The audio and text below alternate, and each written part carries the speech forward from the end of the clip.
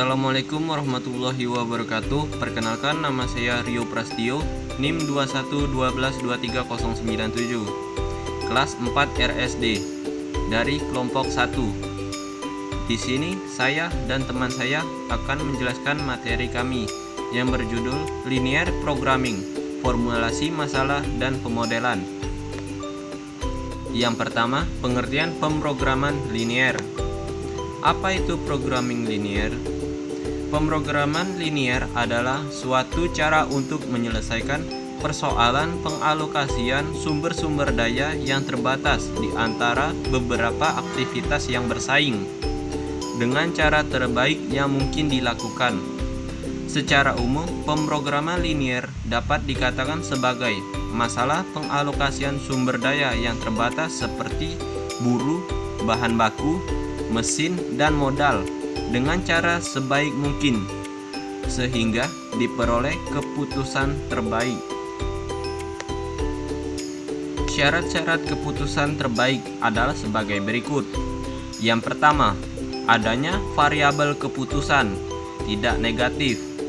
Yang kedua, adanya kendala atau keterbatasan dari kelangkaan sumber daya dan sumber dana.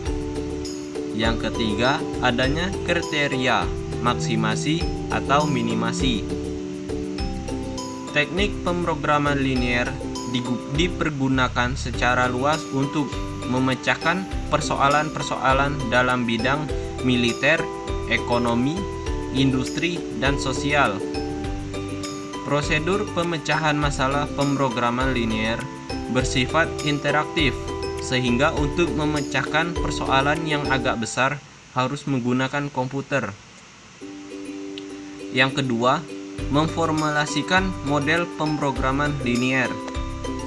Terdapat 3 langkah dalam memformulasikan model pemrograman linear, yaitu: yang pertama, tentukan variabel keputusan yang ingin diketahui. Kemudian, gambarkan dengan simbol-simbol aljabar. Yang kedua, tentukan semua keterbatasan atau kendala dan gambaran dalam bentuk persamaan atau pertidaksamaan linear dari variabel keputusan tadi. Yang ketiga, tentukan kriteria atau tujuan dan gambaran dalam bentuk fungsi linear dari variabel keputusan tadi, maksimasi atau minimasi. Baiklah, segitu saja paparan dari saya. Materi selanjutnya akan dilanjutkan oleh teman saya, Ruri Mesuci. Baiklah, saya akan melanjutkan paparan materi dari Rio Prastio. Materi ketiga tentang bentuk umum model program linear. Bentuk umum program linear terbagi menjadi 2. Yang pertama, bentuk kanonik. Bentuk kanonik memiliki 3 karakteristik. Yang pertama, semua variabel berbentuk tidak negatif. Yang kedua, semua kendala berbentuk pertidaksamaan. Yang ketiga, fungsi tujuan berbentuk maksimasi atau minimasi. 2. Bentuk standar. Bentuk standar memiliki 4 karakteristik. Yang pertama, semua variabel keputusan tidak negatif. Yang kedua, semua kendala berbentuk sama dengan kecuali kendala non negatif. Yang ketiga, fungsi tujuan berbentuk maksimasi atau minimasi. Yang keempat, konstanta ruas kanan tidak negatif. Materi keempat tentang modifikasi formulasi. Modifikasi formulasi pada model program linear dapat dilakukan pada 3 tahap. Yang pertama, fungsi tujuan. Yang kedua, kendala. Yang ketiga, variabel keputusan. Materi 5 tentang asumsi-asumsi program linear. Untuk menunjukkan masalah optimasi sebagai program linear, diperlukan beberapa asumsi yang terkandung dalam formulasi program linear. Asumsi-asumsi itu adalah: yang pertama, proporsionalitas. Variabel keputusan X kontribusinya terdapat biaya atau keuntungannya adalah CX.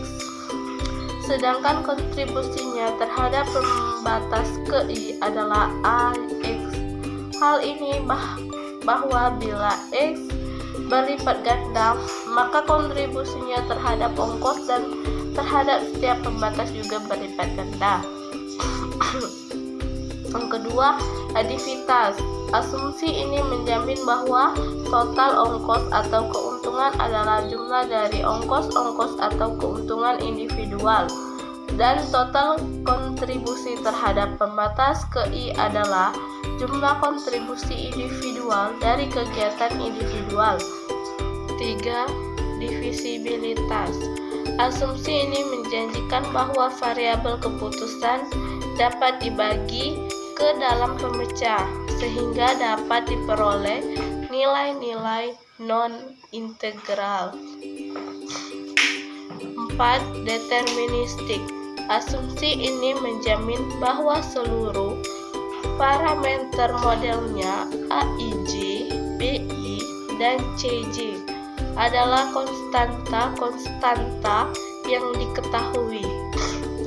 Dalam kenyataan, asumsi ini jarang dapat dipenuhi secara tepat. Baiklah, sekian presentasi dari kami. Saya akhiri. Wassalamualaikum warahmatullahi wabarakatuh.